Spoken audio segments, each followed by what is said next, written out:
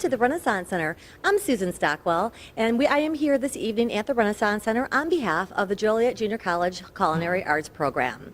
Tonight, Chef Bucci and his team of chefs in training are actually putting on a 1920 era dinner.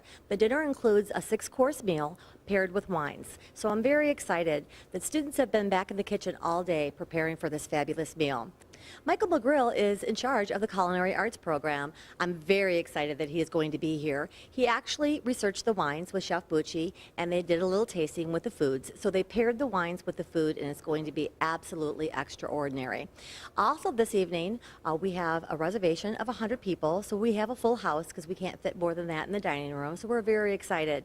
We all understand that it is Lent this week, but a lot of people, you know, they're coming. So we're going to get the party started with appetizers from 6 to 7, and then we're going to sit down to the 1920s era dinner. We have one bottle of Sapphire. I left it up there. I'm going to give you all of them. Sapphire. I left that for you.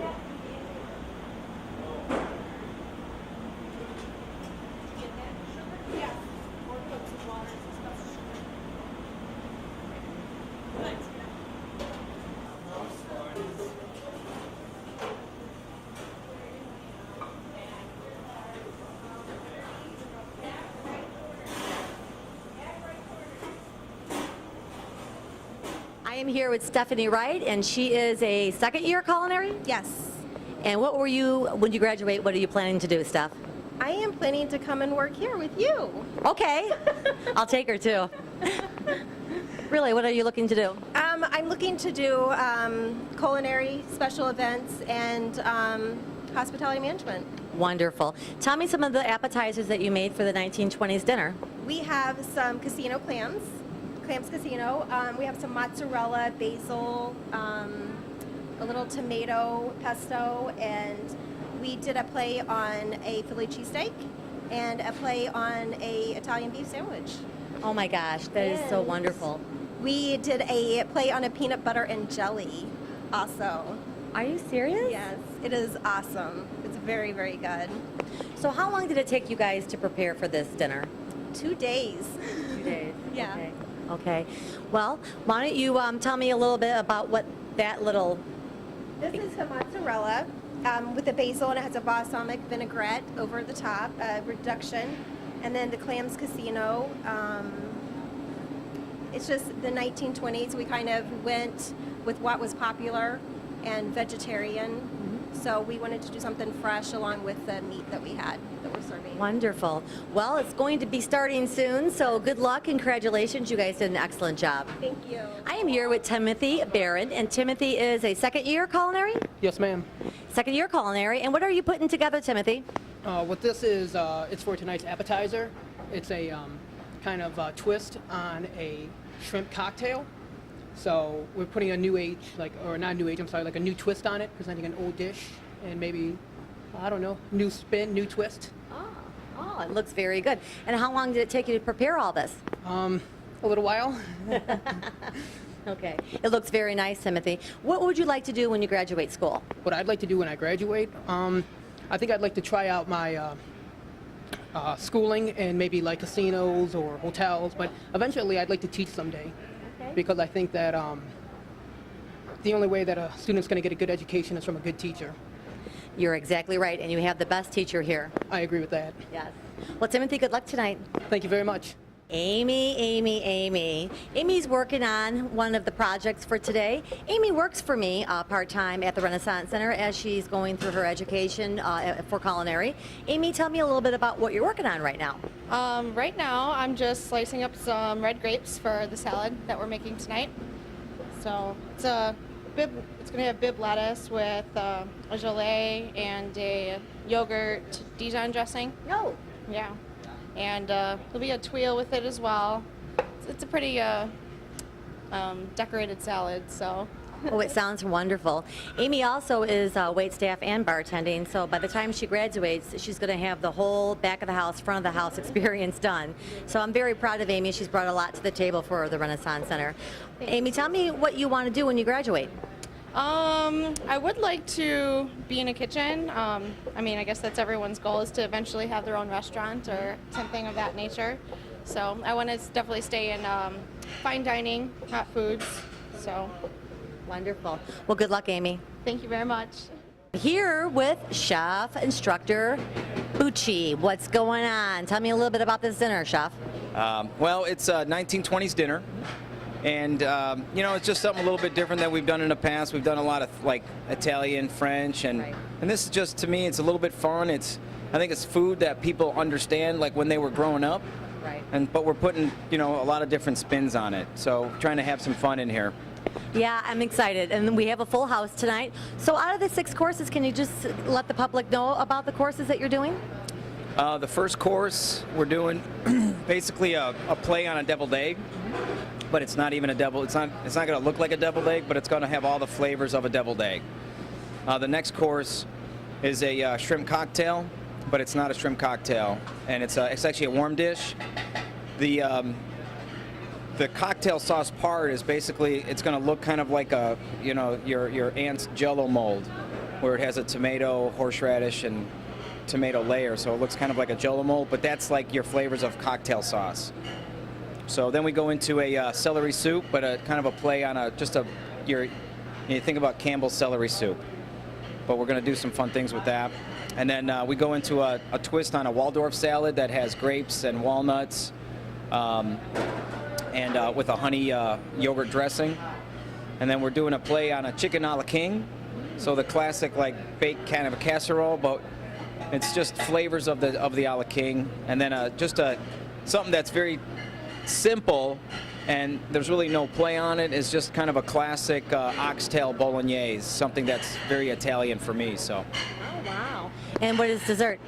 Dessert's going to be ambrosia, which was kind of, all these dishes were kind of originated in this like 1920s era.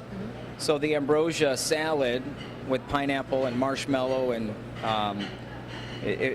the chef, our pastry chef here, kind of has done a play on this ambrosia salad for dessert. That sounds wonderful. And everything is being paired with wine, of course, at each course. Why don't you look at the camera and say what is coming up at Joliet Junior College, and is there any competitions coming up soon?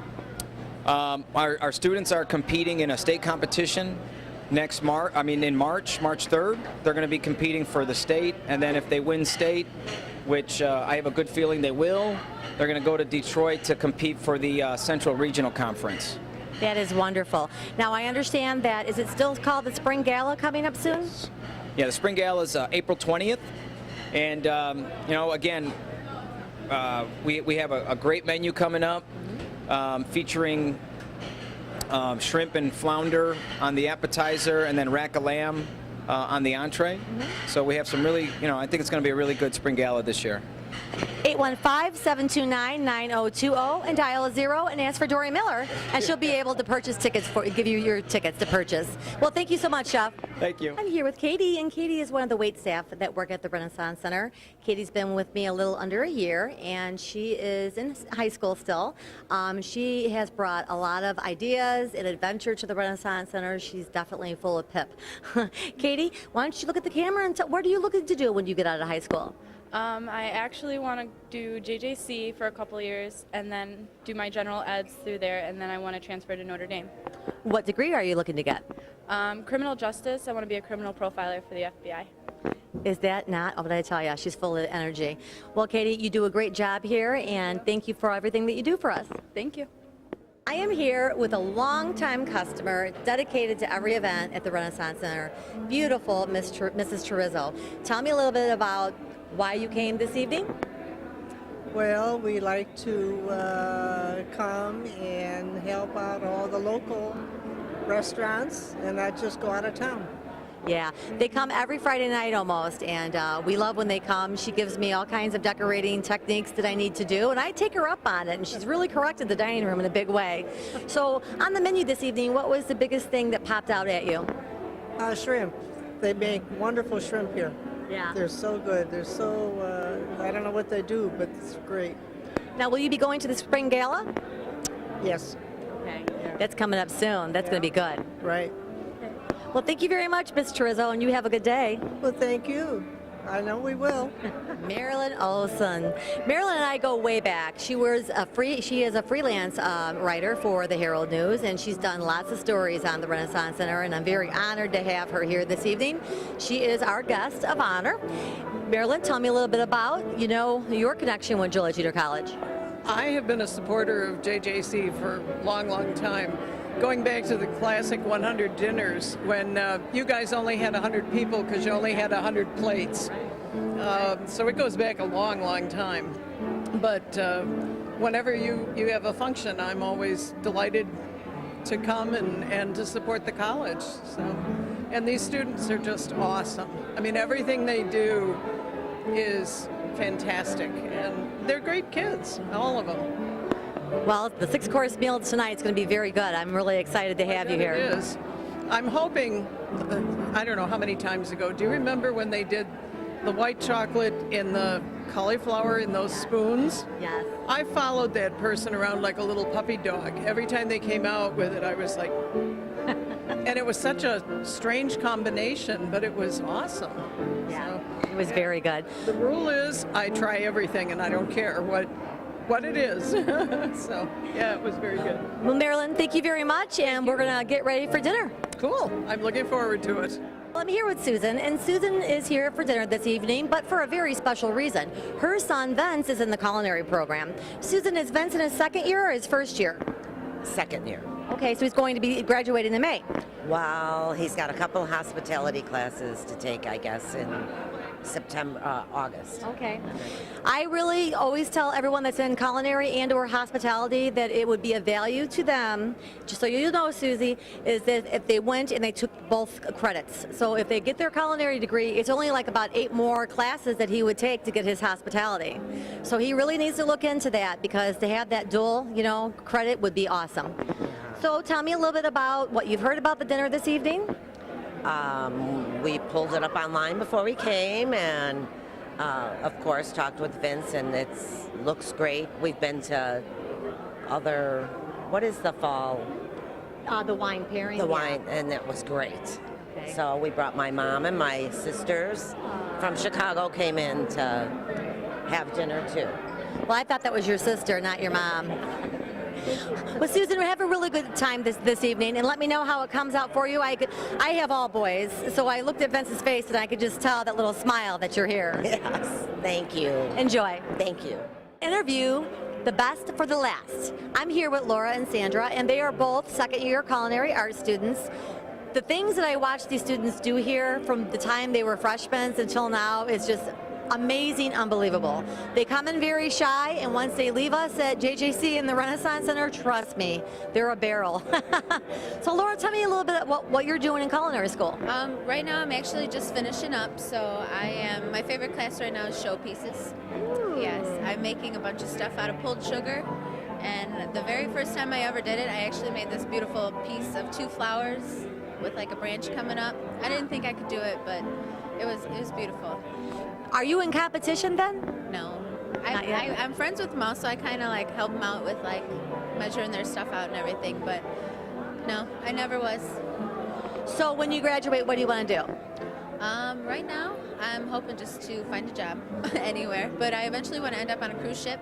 I want to try that out for a year and see how that'll go. I could see you on a cruise. Oh my gosh, can I ever see her on a cruise ship? I'm going to go on that cruise. Thanks, Laura. You're welcome. Sandra, tell me a little bit about what's your goals when you get out of school? My goals, I plan on going back to Germany and starting my own culinary catering company, something different out there. I have a lot of family out there, so I like to move back. So You come from Germany? yeah. Yeah, so I'm just really excited to go back. I mean, I'll learn a bunch here at this school. I love this school, but I'd like to. So can you speak German? Yes, I can, but I don't like to do it very much in public. I'm not going to lie. I'm very shy, so yeah. Just give me something in German. Alles Gute, which is everything's good. Aw. Say it again. Alles Gute. Alles Gute? Alles Gute. Well, very good. Very nice to meet you, and I hope both of you great success when you graduate. Thank you. All right, good evening, everybody. How's everybody doing tonight? Everybody hear me back there? I love it. Right at first, I have everybody's attention. By the fifth course, few drinks, I have a few of your attention. Is that correct? I'm a chef, not an English major. That's what I tell my students. So, how'd you like the hors d'oeuvres out there? For those who were able to get them. You came in late, or we might have ran out. But, you know, tonight's dinner is a little bit different than what we've done in the past. I don't want my back to you, you know. We're doing 1920s, or kind of that era, and we're just kind of reinventing that food. So, you know, when you start looking at the menu, you're like, oh, Campbell's cream of celery. You know, you probably didn't eat it like in a bowl, but you probably had it in many casseroles. So we spared you the casserole. But we're just going to have some fun with the food tonight and doing kind of twists and plays on the foods from that era. Chicken a la king, asparagus gratin on the appetizer, and a lot of just kind of fun plays with food. So thank you all for coming. The amuse, or the first course, you might want to get them to get the drinks ready. Okay, you got it. Yeah, thanks, Mike. They're already pouring it. Is basically a play on a deviled egg. So it's all the flavors of a deviled egg, except we needed to kind of lift it up a little bit, and we made a duck confit and radish salad to go with that. Now, duck confit is duck legs. I mean, it's pretty healthy when you think about it. It's duck confit cooked in its own fat. I mean, that's got to be good right there, right? You know, let me just give you a plate of that. And then it's basically a deconstructed deviled egg. On the plate, there's going to be this really slow-cooked egg yolk on the bottom. We have these little egg white drops that we cooked in clarified butter. We have some black olive caviar or black olive pearls. So, you know, sometimes you see a deviled egg garnished with like black olive or paprika or radish. So we have a Dijon mustard emulsion. We have a little parsley and celery leaf salad to garnish this, and then a little dusting of paprika. So when you eat this and you get some of that egg yolk on the bottom, it's kind of reminiscent of that deviled egg. Okay? So Chef McGrill is going to talk about the drink. Oh, he's right behind me. Whoa, hey. How you doing, man? I'm good like that. And we actually made the cocktail here. So we made the cocktail for the amuse, and we also were going to make the cocktail for the dessert as well. So thank you. Enjoy it. Great. Thank you. Take that. Oh. It's always something, right? Always. Never easy. All right, thank you, Chef. So, you know, to do the 20s, we thought about, Chef was coming up with this creative menu for today. And, you know, of course, we have to pair wine with it, or liquor. And in the 20s, that might have been a little bit of an issue. So, you know, we look at some different images that we see, you know, really a lot of who we are today. And our American society, who we are today, really stems from a lot of things that happened back in the 20s. And, you know, we look at a picture here of people really having a great time, right? You look at the bartender in the back shaking up some kind of drinks. They were going crazy, like the first drink that you're having today. Chef made it. They actually shook the whole thing, and they have a recipe for it in case anybody wants it. And you see everybody having a really great time because they could actually get alcohol. So we look at the 20s.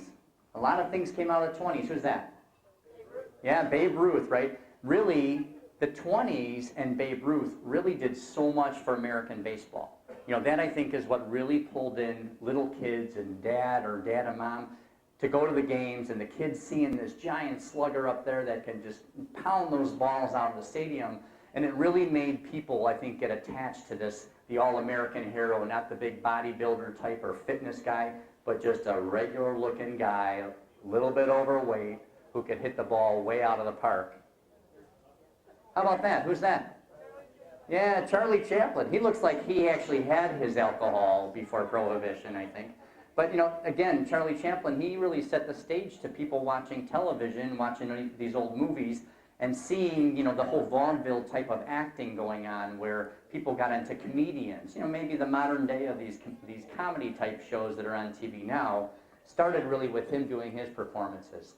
Oh, we look at high fashion. That really set the stage for, probably America's Next Top Model today. If you see her in that beautiful hat, right, that wasn't her Sunday hat. That was kind of my I'm going out on the town hat tonight, and her silky fur that looks like maybe a horse's tail for fur around her, right?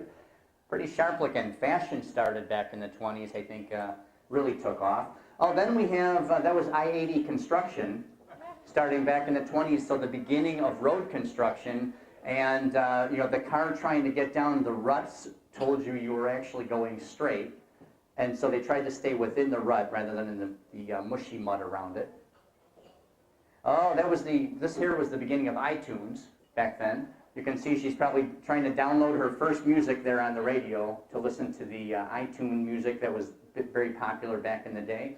And then we look at, this was So You Think You Could Dance back in the day. People starting to do the group thing, and women starting to get together and actually dressing a little bit sexier and doing a little bit more risque type dancing and stuff, and doing, again, bringing the stage to the people, right? Having a good time. Oh, this was the original Hooters girls back then.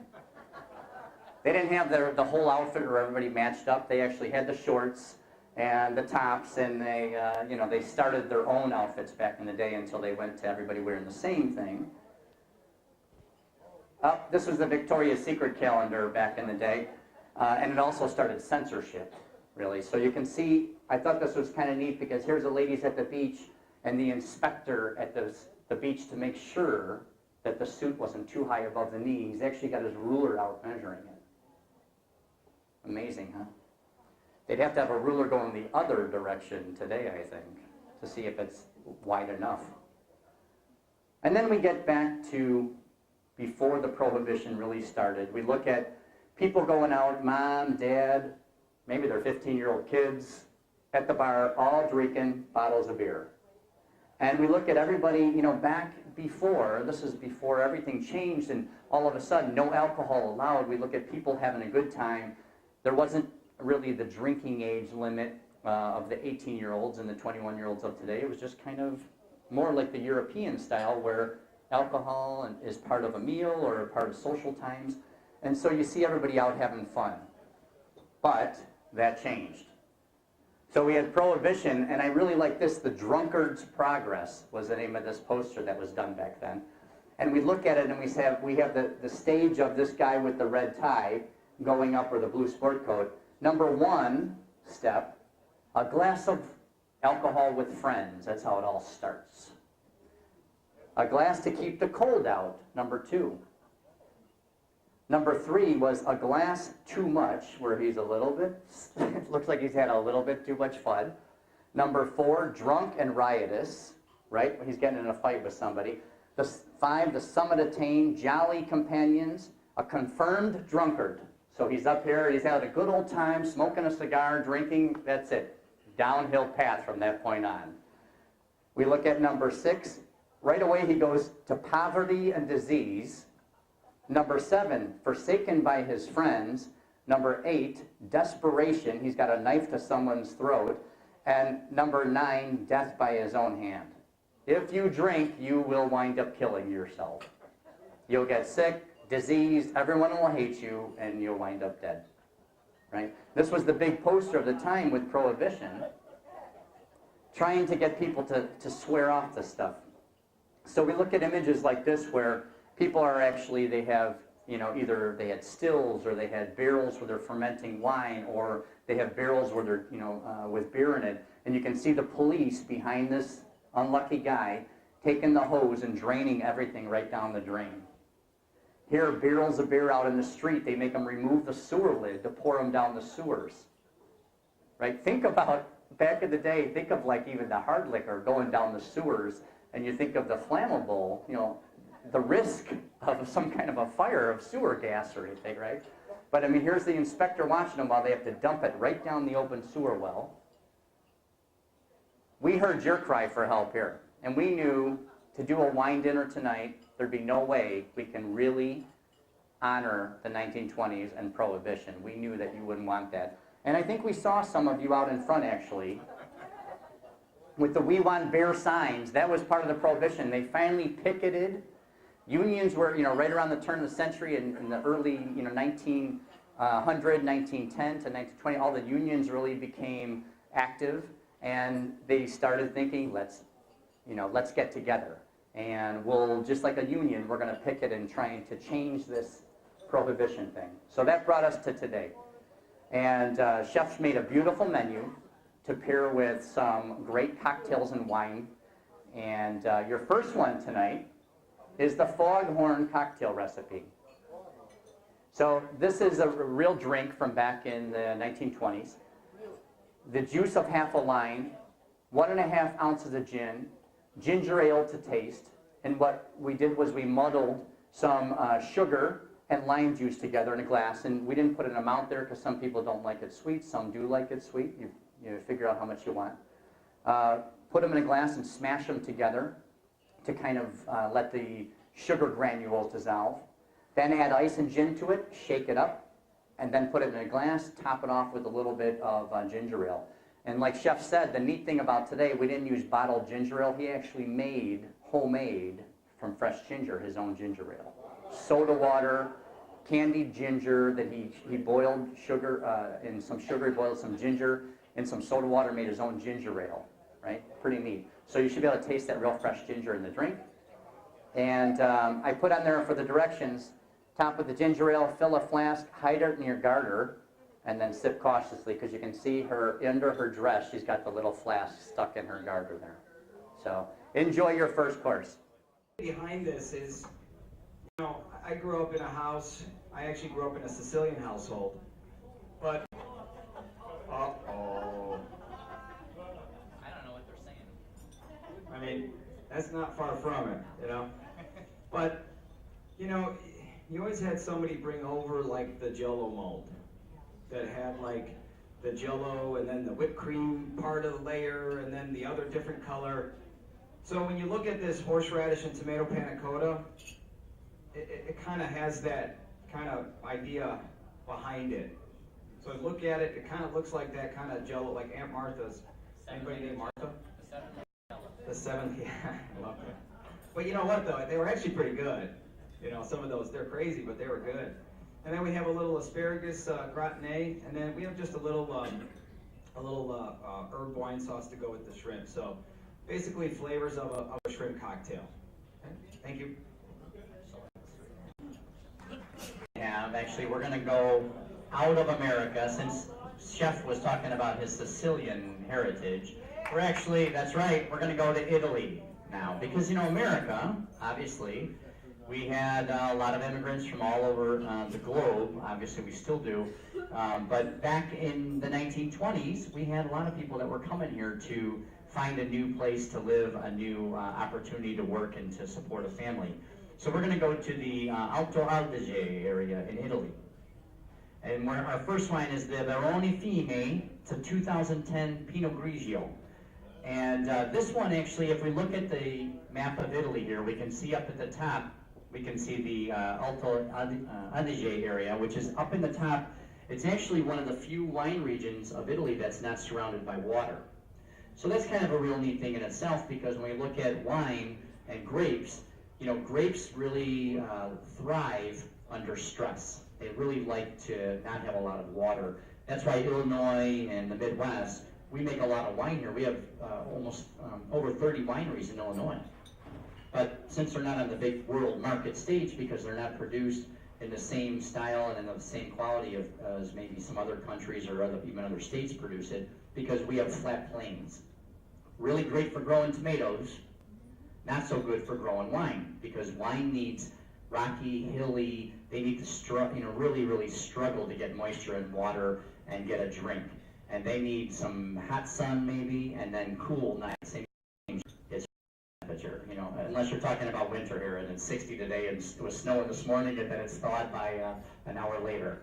But so when we look at in Italy here, because where this is located, actually in Italy it's bordered by Switzerland and Austria. So you get the warm climate of Italy, you're getting cooler climates from Austria and from Switzerland. And so the wine has winds blowing one way during the day, that's hot, and cool winds blowing at nighttime. And so it actually winds up that it has to warm itself up at night, it has to cool itself off in the day. And so we wind up with wines that have to struggle with the environment. And when they struggle, it makes a better wine.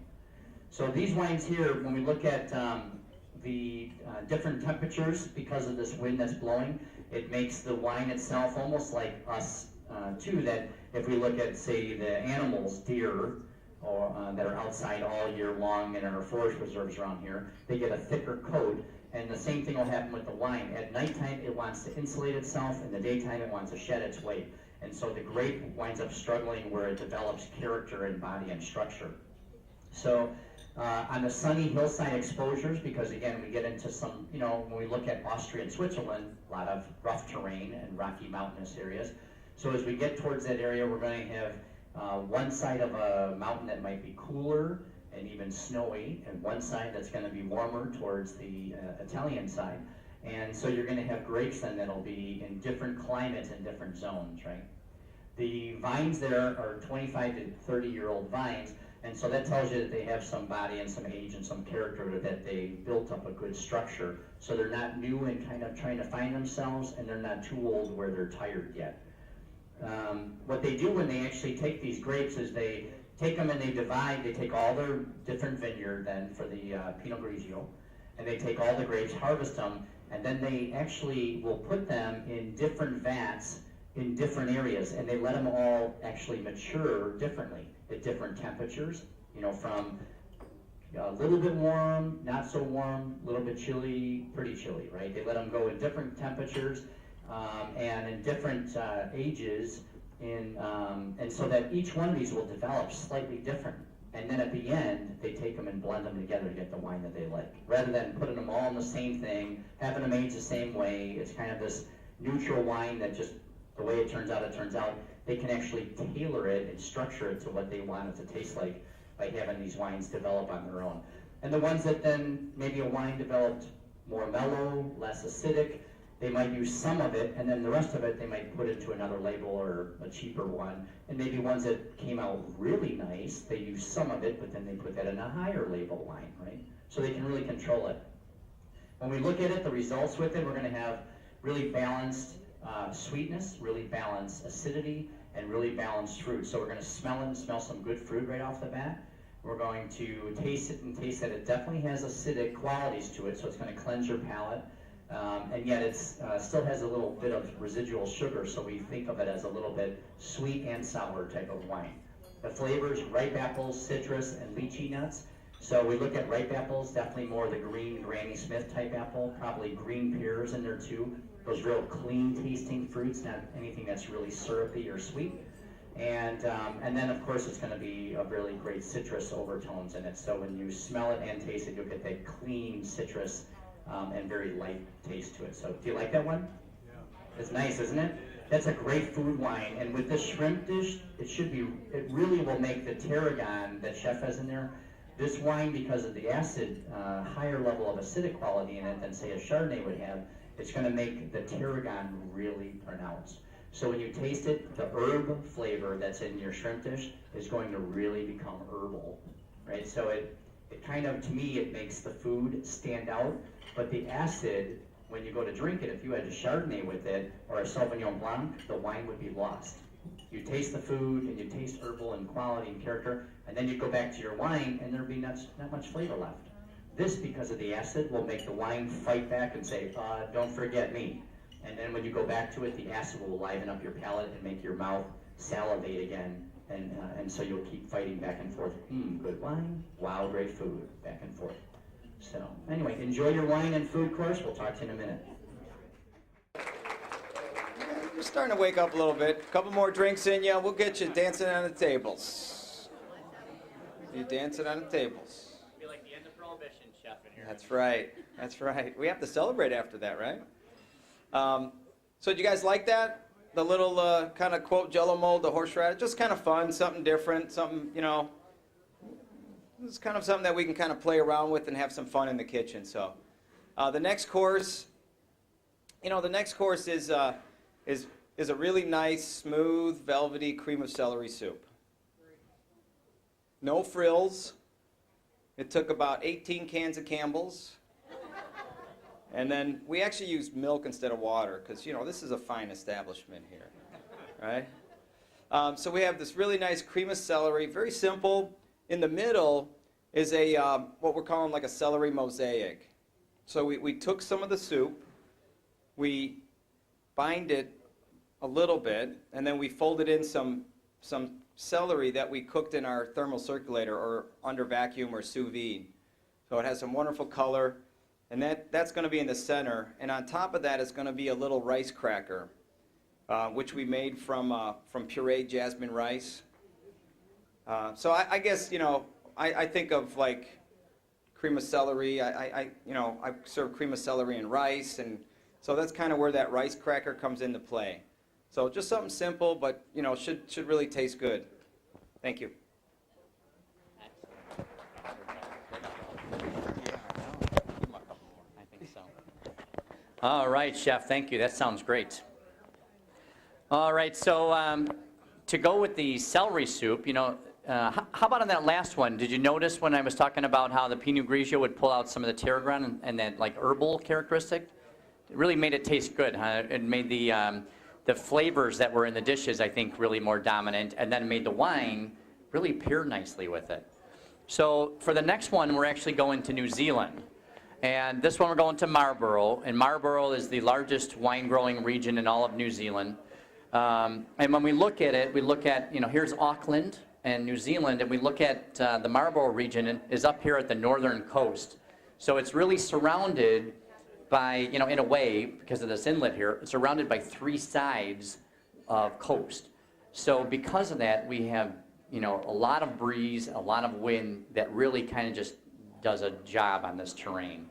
So the grapevines there, they're being blown one way. Hours later, it could change. During the evening, it changes. So those, they have to really be strong vines to be able to, take the abuse of that coastal winds. When we look at it, again, year-round sunshine, the climate there, absolutely beautiful.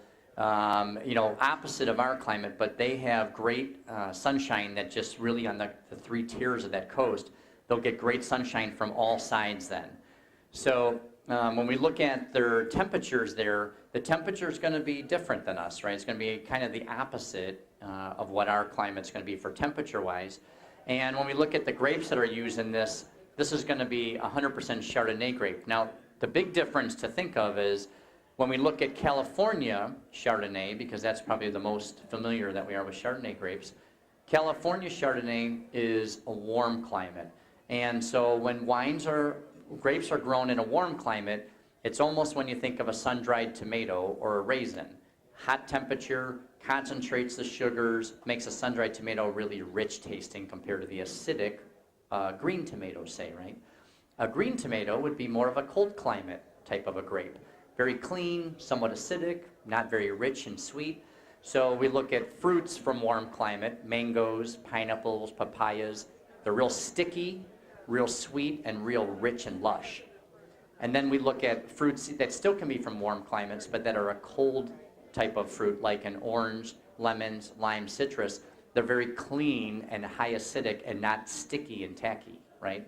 So wines are the same way. A wine that comes from a climate that's cooler will be more acidic, clean. A wine that comes from a climate that's warmer will be more richer, fuller, and sweeter. So California Chardonnay, very buttery, very richy, very, when you taste it, it's creamy on your tongue. New Zealand Chardonnay, clean, light, more of the grape taste than it is more of a rich and toast and oak and all these things we think about California. The neat thing that they do here is different than most California ones, where they age wine in oak all the time because they want to impart this, richness and vanillin flavor that comes from oak. What they want to do is they're going to put it 50%, again, separate all their harvest. 50% goes in oak, 50% goes in stainless steel, and they let them both age together. It's separately, though. And at the end, they take the oaky Chardonnay, the not oaky Chardonnay, and they blend them to get just the right balance. So pretty cool. It's a pretty cool philosophy, I think.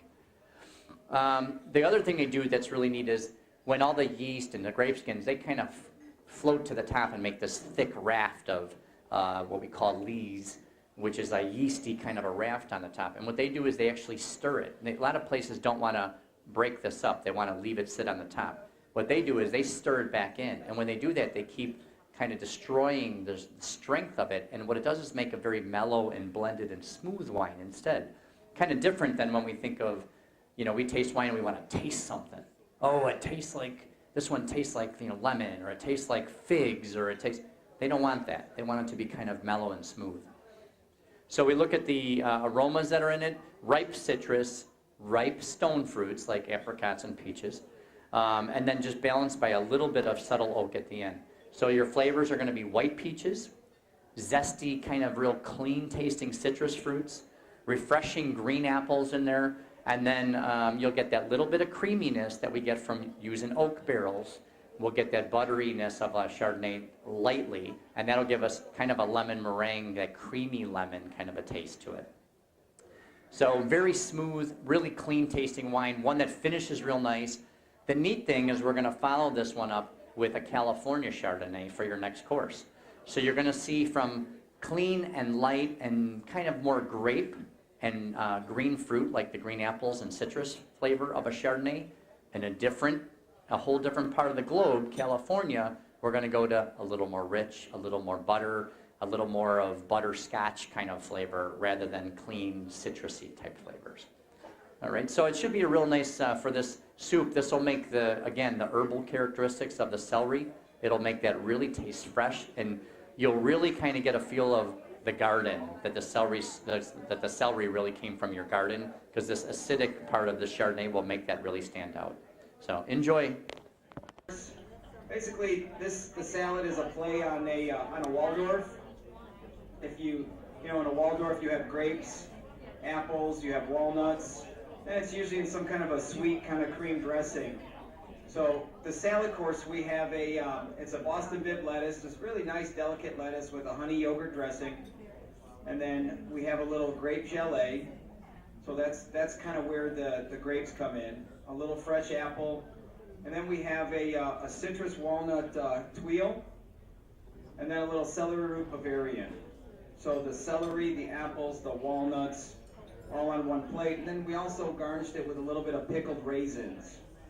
So we pickled the raisin, so when you eat that sweet gelée, you get a little bit of that sour raisin, the fresh apple, kind of everything kind of balances each other out. Okay. Enjoy the salad.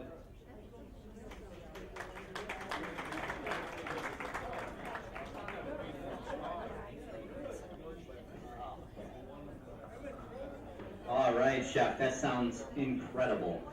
Who likes Waldorf salad? Right, that was always, I remember one of my first jobs in food service, like when I first started working in the industry, which was 30 years ago now. That's amazing to think. Yeah, I'm 47, so I started when I was 17. But, and that was, I remember, that was one of the first things the cafeteria lady taught me how to make was Waldorf salad, and I thought it was the best thing. And I thought, oh, it's healthy, it's a salad. It was mayonnaise and whipped cream, and oh, it was good stuff. So with our Waldorf salad, as I mentioned before, we're going to go Chardonnay on this one. And again, you wouldn't, back in the 90s, Chardonnay was really popular with salads. I think people probably drank it more with salad courses than they did with fish courses or with, a white dish, like a pasta dish or something. Because it was the trendy thing. In the 80s and 90s, Chardonnay was the big thing, buttery, rich Chardonnay. And so I think people would have their salad, and, if you're on a diet and you're going to eat a big salad for lunch, especially men, we always say, like, I don't feel like that's enough of a meal for me. But if I have a really nice, rich wine with it, I think I can have that salad with a couple of glasses of wine. And so it made us feel more like we were eating a meal. So you'd see ladies, as a chef in the industry, I'd see ladies come out and they'd have their grilled chicken breast on their nice salad, and they'd have 3 or 4 glasses of Chardonnay, because then they felt like they had their calories, they felt rich, they felt pretty good, and then the salad wound up being plenty of a meal for them by the time they were done. So this is handcraft Chardonnay, and I think one of the cool themes for tonight is we have a lot of this blending of wines that we are featuring tonight. So they're not just Pinot Noir grape, Chardonnay grape. You know, it seems like every one that we kind of focus on today is a little bit of a blend.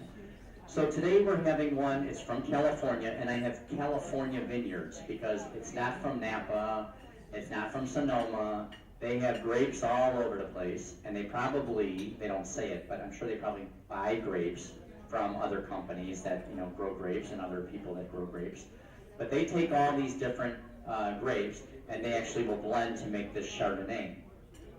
The lady who owns the company there, she's Italian, and so she, you know, one of her big claims to fame for the company is she wants to keep honor to her Italian heritage. So all of the wine varietals that they make there, every one, has one Italian grape added to it. So this one, for example, they add the Malvasia Bianca to this one. So they add this Italian grape to a Chardonnay wine because she wants to incorporate some of the heritage of her Italian wines into these California or American varietals.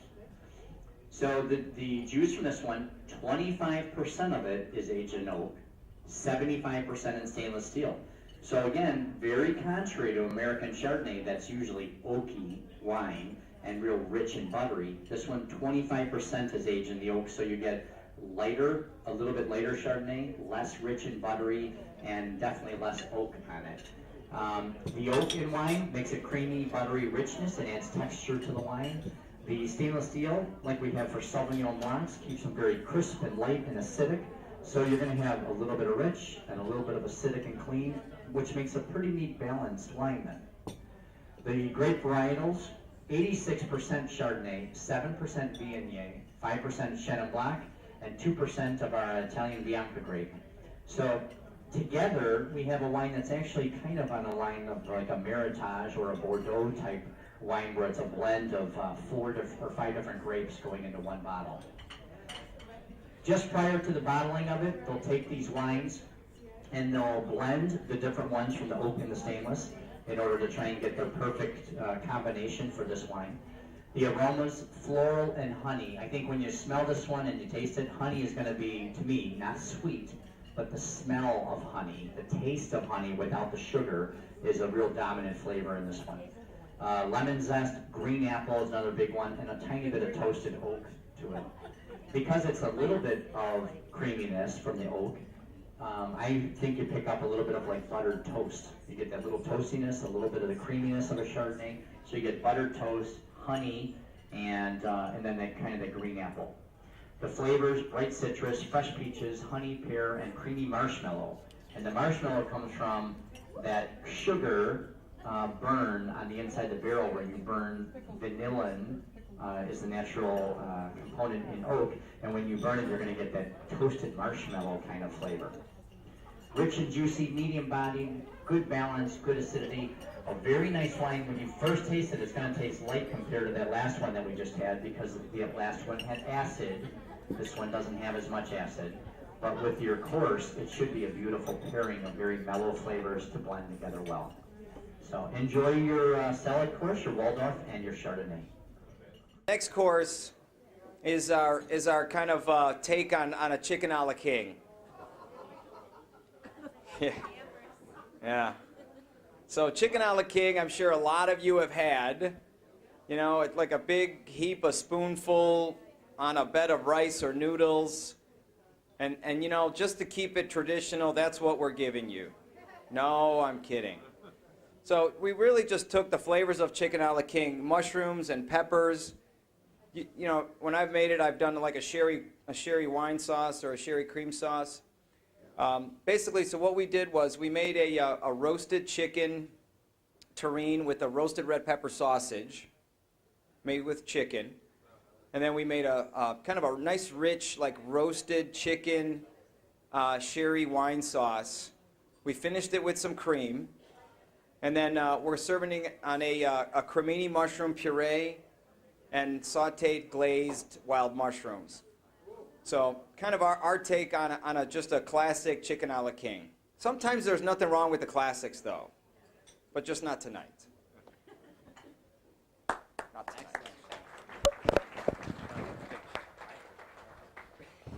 Thank you. Wow, that sounds great. I love chicken a la king. That reminds me of my days back with the lunch ladies, too. I mean, chef, I just, you know what I meant.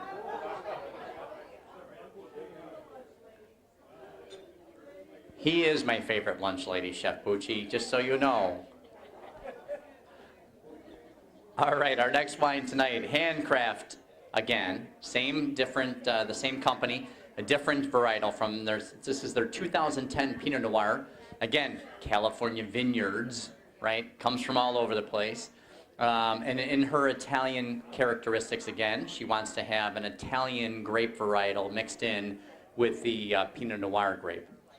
These grapes, they harvest them at nighttime. This is one of their big, again, Italian heritage, and we harvest our grapes at night, right? Why would they harvest at night? What's the difference? It's cooler. The grapes are not stressed. You know, they pull them off the vine. You know, you think of clipping a thing off, a sprig off like a flower.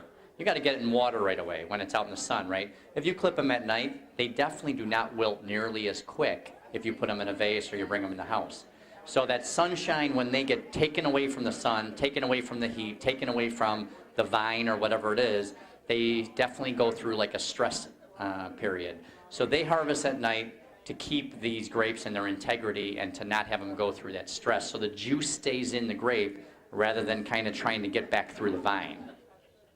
They're destemmed completely, which a lot of grapes in general, when people make wine, they just kind of have machines that pull off the grape clusters, throw them through a crusher. The crusher lots of times crushes up some stem and stuff in there too, and that's where we get a little bitterness maybe in wine. They hand pick, pull them all off, completely destem, so there's no stem in there to taint the wine with a little bit of that bitterness. Then it's fermented slightly cooler too. Pinot Noir, typically all wines in California, Pinot Noirs will be cooled and fermented at this exact temperature. Chardonnays at this temperature. Sauvignon Blancs at this temperature. What they do is they do it a little bit cooler because, again, by doing it at this cooler temperature, they can try and help to maintain some of the integrity of the grape itself. And, you know, just like anything, heat destroys texture of a vegetable. Heat or warmness destroys some of the texture and color of the wine. So by doing it at a cooler temperature, they can help to preserve some of that.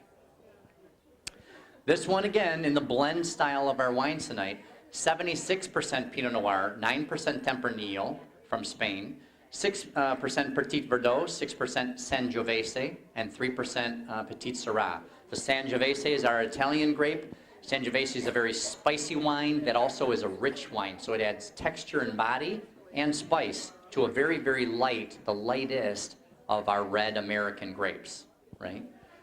So the flavors we're going to get from it, we're going to smell first ripe cherry, definitely some vanilla from using the oak, and then strawberry. I was telling our students beforehand, I'm teaching, our students are pouring the wine tonight, and this is part of their education. Pretty good that they get to taste wine and food. But part of their education, they get to come down, they volunteered to come down here on a Friday night. Some took off nights at their jobs to actually be here because they wanted to learn about food and wine and they wanted to help and they wanted to give back to the people that support our program. So when I was talking to them ahead of time, I said, you know, we look at 3 main red grapes used in America for 95% of our wine. Pinot Noir, Merlot, Cabernet. Pinot Noir, the lightest, and Merlot, the middle, Cabernet, the richest. So when we look at the lightest, we can look at the fruit color too. Red, dark red, and blue, or that kind of dark purple. So a Pinot Noir is going to be raspberries, strawberries, cranberries, red fruits. Merlot is going to be things like maybe, even though it's black, maybe a blackberry, because they're not sweet, they're still tart, right? It'll be things in there like you might have a little bit of plum, but not a lot because it's purple. You'll have things like, you know, a nice deep cherry, maybe even a black cherry in there. Things that get a little bit sweeter, but not real sweet. And then we go to the Cabernets, and we're going to have richness. So we're going to have figs, prunes, plums, raisins, you know, the really nice syrupy kind of cooked fruit. Even if we think of it as pies or jam, preserves compared to jelly, right? Rich candy fruit or kind of just the flavor of the strawberry, okay? So Pinot Noir, we're going to get ripe strawberries, not super mushy ripe. We're going to get that kind of unripe strawberry where we taste the bitter seeds a little bit. We're going to get black cherries, again, a little bit tart, not super sweet. Some sweet spices.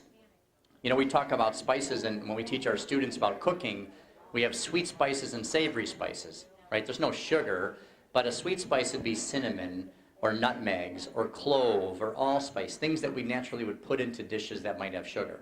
And a savory spice would be things that would be the opposite. So this one you're going to pick up immediately, to me, when I taste it, one of the most immediate flavors and aromas I get is I think of eggnog with cinnamon on top. With nutmeg on top. When you taste it, nutmeg is, to me, is very dominant in this one. So it's one of those, even if you don't taste a lot of flavor in wine when you drink it, I think you'll definitely get nutmeg on this one. If you know what nutmeg tastes like, you can identify that. Then we look at the texture of it, and it's elegant, supple, smooth, and balanced, right? So it's one that's very nice on the palate when you drink it. It's very smooth to drink. It's not very acidic. It's not real tannic and bitter and dry, but it's a very easy drinking wine. So this is one, you don't need food for it. It's good on its own, but with this course, it's actually going to be a really nice pairing, where our next wine that we're going to go to, which is really good, the next one is, I'll say that again, it's really good. Chef Bucci and I, we know, part of our job here, we had to have 24 bottles of wine delivered 2 weeks ago.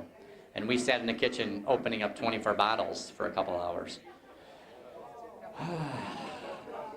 The sea was rough that day, my friend. So we tasted a lot of wine to make sure that we paired everything really right for you today. And trust me, that last wine that we're going to have is really a beautiful wine. This one is great. I think it's really, really great wine with your food. Very reasonable priced. All the wines, what we try and do is we try and have one that's maybe a little bit more expensive, and the other one's reasonable, that you could have as a good everyday wine, not crazy price, that still would be in a decent budget. So this is one that you could pick up probably at your local, at like a Jewel or Dominic's grocery store, Binny's, those kind of places. You can definitely get this one, and I think you're really going to like it with this course. So enjoy. We'll talk to you soon. All right. Chicken was good? Yeah. Thank you, Chef. Yeah. How's everybody feeling? Yeah, you're all right. You're hanging in there. So we have one more course for dessert. Now this last course is, it's, to me, it's a very, we got it. Oh. Me and Chef McGrill are going to make out up here if you don't stop talking. What? I think they're still talking. So, this last course, this guy's killing me. Cut him off. Cut him off. So, where did I go? Where did I get? How far did I get? I just got this next course. So, this is, I guess, part of that Prohibition era. A lot of Italian restaurants were coming in and little secret drinking and stuff like that. A lot of Sicilians. I'm Sicilian. All right. Now, it took me about a year, and probably took Chef McGrill a year to get this pasta extruder here from Italy. And we have this big monster pasta extruder. And on Friday nights, and even on some of our buffets, we never have store-bought pasta, whether it's hand-rolled or extruded. So if we're making minestrone, we're extruding and cutting ditalini pasta by hand. We make rotini, we can make shell pasta. Tonight we made a homemade semolina spaghetti pasta. All right? And it's just a nice, simple pasta. we've tossed it with a braised oxtail bolognese. So we braised oxtail, we folded it into our bolognese sauce. As my mom would say, a bolognese, because of that, she has that dialect. And then we topped it with a little of fennel and milk emulsion. If you're thinking of bolognese, it's usually finished with milk. So that's where that milk comes into play, a little bit of basil oil, and just a little simple shaved Parmesan Reggiano. So this is probably one of your most straightforward courses, but as far as I'm concerned, the braised oxtail has such rich and deep flavors. I mean, oxtail, you can't go wrong with something like that. So enjoy this last course, and thank you.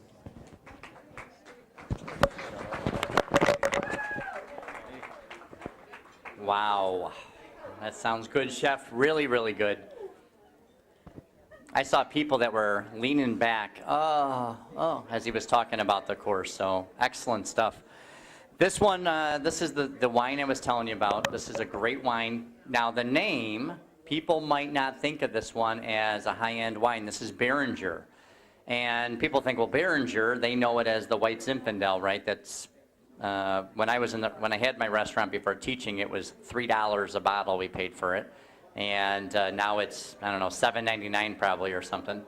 But you know, Beringer has bottles of wine that are $10,000 bottles of wine. You know, they're one of the oldest of the the real Napa Valley and St. Helena vineyards, and they really make really high-end wines, but the ones we hear about are the ones that they make mass-produced because people like that blush-style, simple, easy-drinking wine, the Beringer White Zinfandel, which became so popular.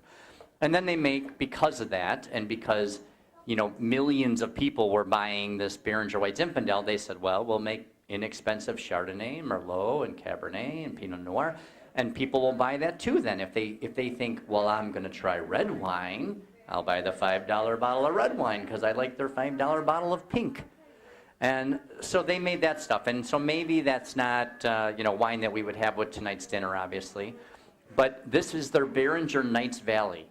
Beautiful wine. This is wine that's a little bit more pricey. At the grocery store, you'll pay, thanks, Suze. It's a beautiful bottle, right? Black. You can't even see through the bottle. It's a beautiful black bottle, black label. This is Beringer was established in 1876, and this Beringer Knights Valley wine that they have here, you can buy this like at grocery stores for just about $30 a bottle, right? So very pricey wine for a Beringer, which you think of as the under $5 price wine. $30 a bottle at a grocery store, so definitely very pricey. But it's a beautiful wine. This is a wine that, and I know when you're already talking $30. It's a wine that drinks to me like a $50 bottle of wine. It's very, it's a little pricey obviously, but it drinks like a much pricier bottle. Very, very rich, very beautiful wine. And the cool thing about this one, very expensive, is that one of you will go home with this bottle tonight. Because Susie gave you guys all a raffle ticket when you came in, right? Does everybody have their raffle tickets handy? I mean, if there's anybody that doesn't want it, you can put the raffle ticket in my pocket because... So we're going to draw for a winner of this wine tonight. But before we draw, I'm going to have you have it with this course so that you really want it. So I'm just going to, not that I want to be mean, but I'll leave it right here to tease you all. So Beringer has owned this particular vineyard since 1965 here, which is an amazing estate. If you ever go to the Napa Valley area, you have to tour Beringer because it's an amazing property. 2009 was a very mild and long growing season in Napa and the St. Helena area. So what happened was they were able to leave the grapes on the vines longer into the season. So they were able to develop more intense juice. The wine, just like anything, like a tomato that gets to stay on the vine. In the fall when you're thinking, I got a frost coming, I got to pick them, and they're kind of pink, but they're not ready yet, and they're not so good. Well, this is one that you let it go till it was beautiful, because it was perfect season for letting them go. So they were picking almost till November. They were picking grapes. Volcanic soil, the neat thing about volcanic soil is volcanic is very minerally, right? A lot of limestone, a lot of minerals, and so the flavors of volcanic soil are extremely intense compared to just dirt or clay. These grapes were harvested from, they have, again, when you look at grapes, one company like Behringer, like Mondavi, any of these kind of companies, they'll have grapes that they grow, mass-producing grapes for cheap wine, and then they have other areas that are beautiful soil, beautiful sides of mountains or rocky hillsides or whatever. So these were from 5 of their best growing regions to get the best wines. They have 94% of it is Cabernet, 4% Cabernet Franc, 2% Petit Verdot, and so this gives them a really beautifully structured wine. It's got incredible body, very thick and dense, and when you taste it on your tongue, it's like food in itself. It's one, to me, I really like it, but it wouldn't be one, I love drinking Cabernet, and I can have Cabernet without any food, and I can just sit down and have Cabernet. This is one, you kind of need food for it almost because it's so heavy, it really needs something to chew on with it, okay? The wines are aged in small French barrels. What's the difference between a small French barrel and big barrels, right? Is that the flavors of the barrel, smaller area, the wine's going to absorb a lot more of the characteristics of the barrel, right? So we're going to get that vanilla flavor. We're going to get toasted, roasted, smoky barrel flavor.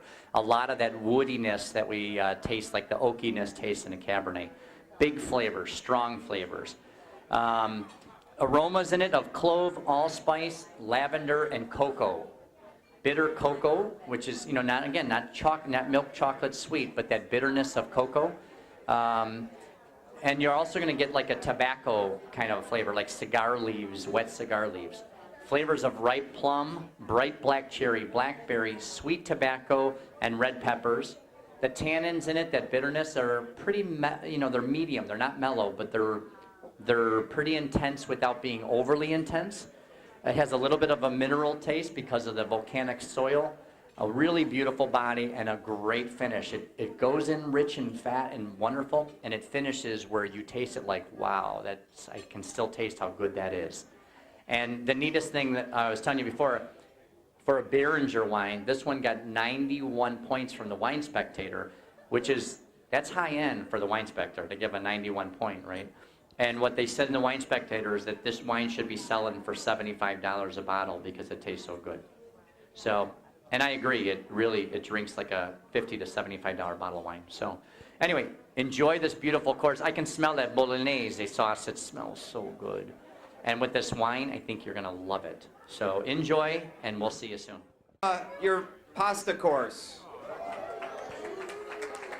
Thank you. So, like I said earlier, to me, it was a very simple course, very straightforward, but had just a lot of flavor. Your dessert is it was made by our pastry chef in his class. And it's a play on an ambrosia salad. So if you've ever had that kind of fluffy, pineapple-y, cherry ambrosia, all right, for those who've ever watched like Paula Deen or, you go to Jewel and you get that big container of ambrosia. I'm just thinking about it, it's kind of hurting. So what we have here, down the middle, looks like a little S or a question mark, is a pliable white chocolate that's coated in coconut. And then the kind of marbled ball is filled with a vanilla and cherry cream. So the cherry comes into play. Just gotta get down in it and crack it. Don't be afraid, just crack it. Hit it against your partner's head or something. Just crack that ball, right? Just break it. There you go. Get a drill, a hammer, whatever you need. That's sitting on a pineapple confit, which is pineapple cooked in sugar syrup. And then there's some crispy coconut financier. There's also some homemade marshmallow. So all the ingredients from an ambrosia salad is on that plate. And then the little drink we made is a pineapple punch, pineapple Prosecco punch, to go along with that ambrosia dessert. Thank you. Oh.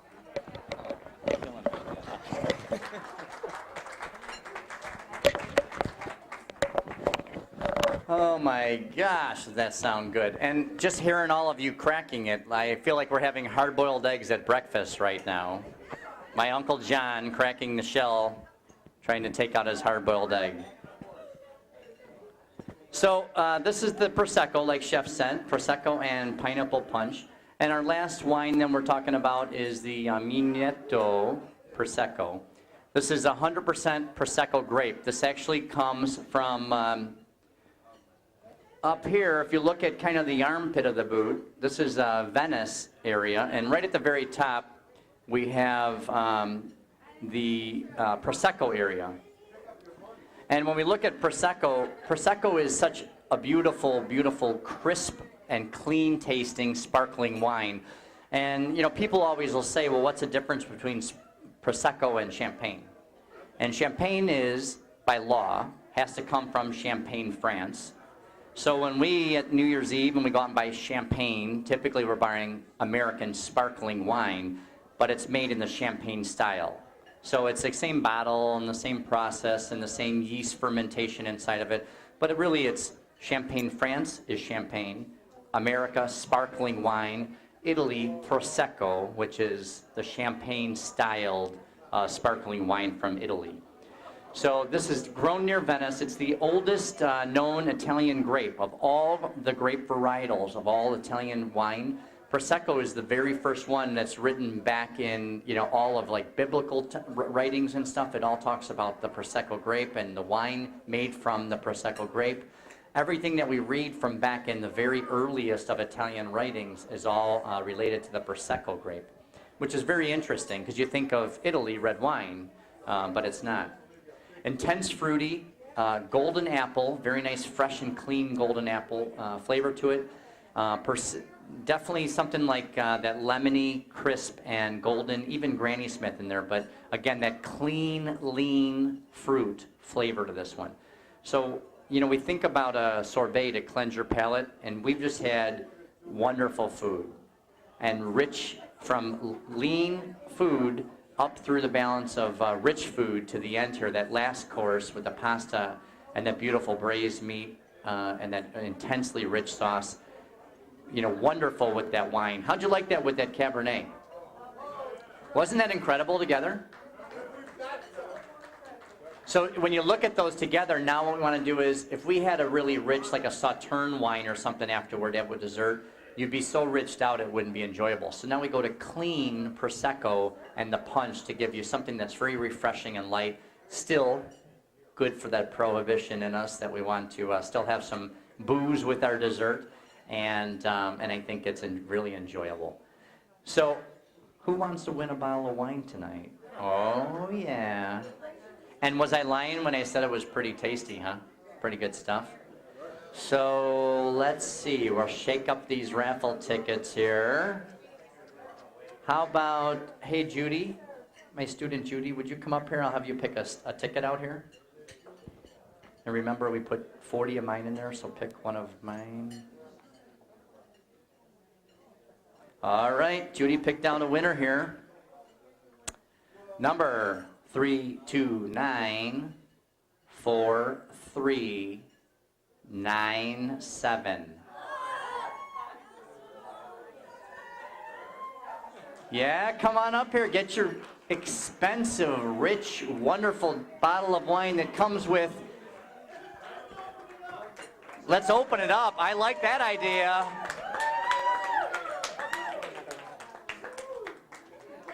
Congratulations. Congratulations to you. Thank you so much. And I enjoyed this so much. It's delicious. Thank you very, very much. And I don't know if you knew, you probably didn't hear me say before, but just so you know, that comes with Chef McReel, that I get to come over and drink it. Right. So just so you know, it's all part of the deal.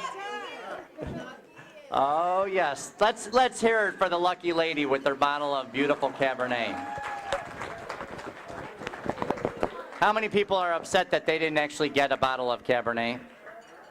Yes, I am too, which is why Susie just went to get a second one to raffle off.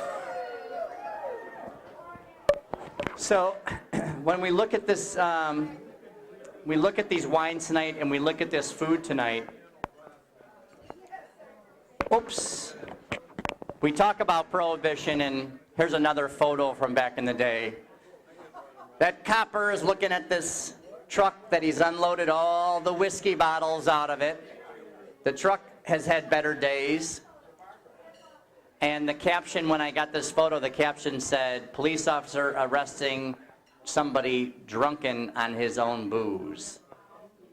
But I like the spectators, they're probably not looking at the accident like we do. They're probably going, "Steal some of the booze." So here's another bottle thanks to Susie. Let's hear it for Susan Stockwell that she got another bottle to auction off for you guys. Thanks, Susie. All right, and we got Chef Bucci here. Chef, let's see. We'll have you pull up a raffle ticket here.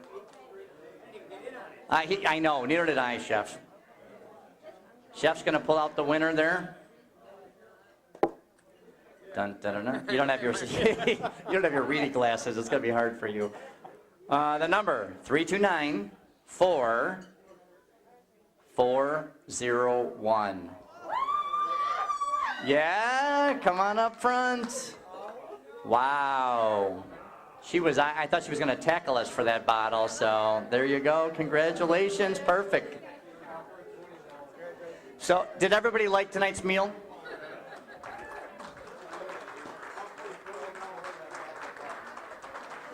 You know, we're so excited for eventually that we're going to be in a new building. I know it's going to be here eventually. This is like waiting for Christmas, and every day you're opening up the little boxes to see how close we're getting. And I know, you know, it's the little engine that could. I know we're going to get there eventually. But someday, if we keep following the yellow brick road over the rainbow, there is going to be another building behind here. And we're going to be, thank you very much. Yeah, we're going to be in the new building, which we can't wait. But when we do it there, we're going to be able to have more events, more interaction with you, which is going to be great for us and great for our students. We're going to have a restaurant that's open that's going to be a cool, trendy, nothing crazy priced restaurant, just something, you know, food that's great, reasonable, hits home for a Monday night or a Saturday night. It doesn't matter. It's a great place to come because we know the downtown Joliet area has been waiting to really become what Joliet can be in the downtown area, and it is going to be amazing. So we're glad you're going to be a part of it. Since you support us, thank you.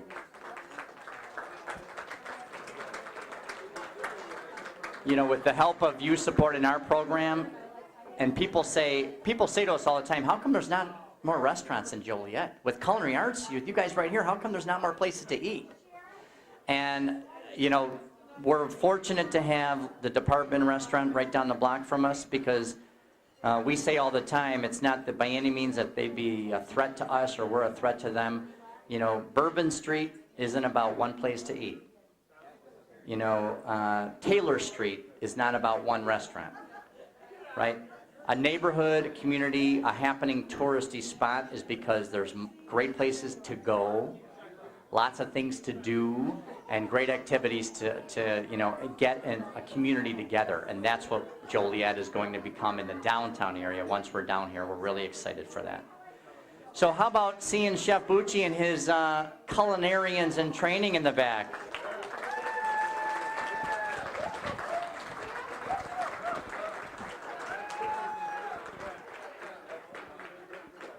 I know people are saying, actually, how about another bottle of wine to auction off?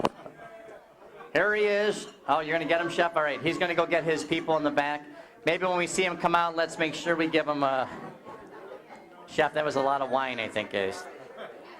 We're going to get them out. When they come out, let's make sure we give them a really big round of applause. You know, these students start early in the morning. They've been obviously getting ready for this for weeks, trying to get ready for what they were going to do, practicing menu items. And then, You know, they came in yesterday, worked for 6 hours yesterday on the menu. They worked for 6 hours today on the menu, just so they can try and prepare something that was really, really, really nice. And you know, most culinary schools, one of the big things that you hear all the time is, if there's issues with the food, remember they're students. And I don't think there were many issues with tonight's food at all, right? So chef's, he's getting his whip out in the back right now probably and getting the cattle in line. I see the door opening back there. Let's see if it's chef coming. You know, you look at all the students, and I tell you, every one of them was busy from yesterday morning until just like 10 minutes ago. You know, with this many students, we're able to do a little bit more with the food and have some fun, and it gives them a lot more experience from the class. So I thought they did a wonderful job. So give them a big round of applause. I know you did already.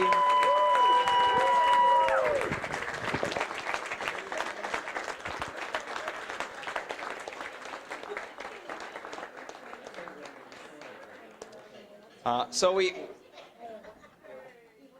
have Stephanie, Amy, Tim. Tim's got a battle wound. Everybody feels sorry for him. Play the violin. Nathan, Nate, Sam. Wave your hand, Sam. Put your hand. Thank you. Joe, Julia. Hi, Julia. She didn't get a chance to do pink butterflies tonight, but that's okay. She was in. Okay. We got a lot of Joes. We got Joe. We got Jake, Mike, Q, Val, Kat, Amy, Brooke, and another Joe. From now on, I'm just allowing Joe in my class, right? We have Tracy, Oswaldo. He thinks he's Portuguese, but, you know, I beg to differ, right? We got my Korean friend, Aaliyah. Vince, the Singapore cockroach eating. And my lab assistant, Ryan. Oh, you got to give him a bigger hand. Yeah, there you go. So, Ryan has been with me for the past 4.5 years. He started coming to this school when I started teaching this school. I don't know if that was his downfall or if that was, I'm not sure. It might be. It might be, you know. But he's been with me. He used to be in my Tuesday, Wednesday class, and then he moved to my Friday night dinner class. And, you know, there's so many things that I couldn't do without him. So I want to thank Ryan for all the hard work, and he's just smart, you know. Just smart, you know. It is. And he's a good cook. He's a sous chef at Empress. And he does very well, so he's going to really do some great things. Never. So the one good thing, nothing hit the wall tonight. So nobody out here knows what that means, but they all do. They all do. So, but I thought they did a really nice job, and really great food, good flavors, and just. I don't know. I had fun. They might beg to differ about, 4 hours ago. They might have begged to differ, but, whatever. It's still good experience for them, and we just try to have a good time. That's all. Right? So thank you all for coming. Thanks for the Chef and Grill for taking care of the wine and talking about the wine, and I couldn't do it without him. We'd have, like, the Boone's Farm tasting. We were just talking about Boone's Farm, right? Boone's Farm makes sangria now. How awesome is that? We should just have a Boone's Farm wine dinner. Yes. I know Susan Stockwell would love that. And for the servers that came here to help pour the wine, and also our servers here at the City Center who did a really wonderful job tonight as well. They're all in the back probably eating food right now, but that's cool. That's cool. So again, thank you all for coming. Thank you for supporting us and coming to these wine dinners. Without all of you, something like this couldn't happen. And the students take away so much from these dinners. This is time where we can really play and have some fun and just, play around and learn new things. And I even, sometimes I just tell them, I'm not sure what I was thinking, but, we'll figure it out when we get there. So, and it all comes together. So I thought they did a wonderful job. So thank you very much for coming.